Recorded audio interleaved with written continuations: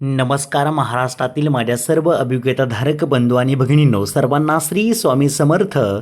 पवित्र पोर्टल शिक्षक भरती 2025-26 टेट परीक्षा 3 आणि या टेट परीक्षेच्या प्रतीक्षेमध्ये महाराष्ट्रातील सर्वच्या सर्व अभियोग्यताधारक अगदी आतुरतेने वाट पाहत असतानाच या ठिकाणी आपण जर पाहिलं तर निवृत्त शिक्षक पुन्हा गिरवणार धडे, म्हणजेच निवृत्त शिक्षकांना त्या ठिकाणी पुन्हा त्यांची निवड या ठिकाणी करण्यात येत आहे.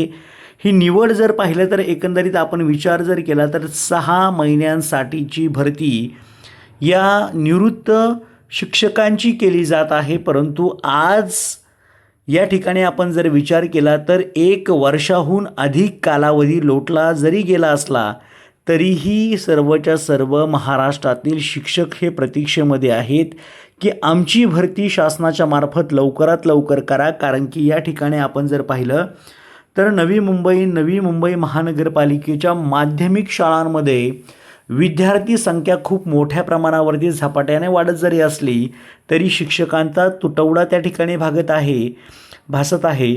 आणि असं असताना त्या ठिकाणी खऱ्या अर्थानं पवित्र पोर्टलच्या शिक्षकांची गरज आहे, जे की आत्ताच आपण पाहिलं की टेट 3च्या माध्यमातून ज्यांनी परीक्षा दिलेली आहे. आणि या नवी मुंबईमध्ये आपण जर विचार केला तर या महानगरपालिकेमध्ये असंख्य पदे शिक्षकांची रिक्त आहेत.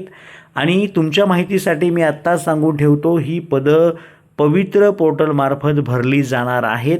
परंतु या ठिकाणी आपण जर पाहिलं तर लवकरात लवकर भरती जर झाली, कारण की आमच्या बांधवांनी जवळपास विचार जर केला तर 1 वर्षाहून अधिकचा कालावधी या ठिकाणी लोटलेला आहे.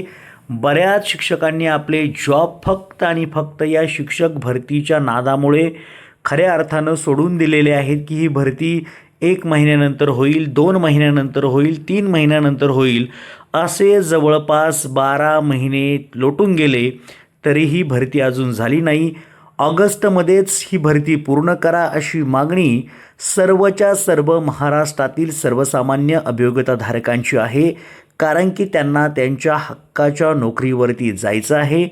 लवकरात लवकर तुम्हा सर्वांना आपल्या जागेवरती जाता यावं. कारण की या ठिकाणी पाहिलं तर मराठी माध्यम असेल, हिंदी माध्यम असेल, उर्दू माध्यम असेल किंवा इतर माध्यम जे आहेत, इंग्रजी माध्यम असेल, या सर्वच्या सर्व माध्यमांच्या भरपूर अशा जागा पवित्र पोर्टलला अपलोड झालेले आहेत. अजूनही 1-2-3 दिवसांची जी मुदतवाढ अजून दिलेली जी होती ती बाकी आहे हे पूर्ण होण्यासाठी. 20 तारीख शेवटची आहे आणि ही 20 तारीखच शेवटची असो, कारण की पुढील भरतीची आपण जर विचार केला तर पुढील तारीख न देता डायरेक्ट आत्ताच या 20 तारखेनंतर लवकरात लवकर प्रेफरन्स यावेत आणि लवकरात लवकर प्रेफरन्स लॉक करून लवकरात लवकर यादी पाहायला मिळावी अशी अपेक्षा अभियोग्यताधारकांची आहे. कारण की त्यांनी त्यांच्या कुटुंबाला दिलेलं आश्वासन त्यांना पूर्ण करायचं आहे, कुटुंबाची जबाबदारी पार पाडायची आहे. एका बाजूला त्यांच्यासाठी एक आनंदाची गोष्ट म्हणजे शिक्षण सेवक कालावधी हा 1 वर्षाचा होण्याच्या मार्गावरती आहे.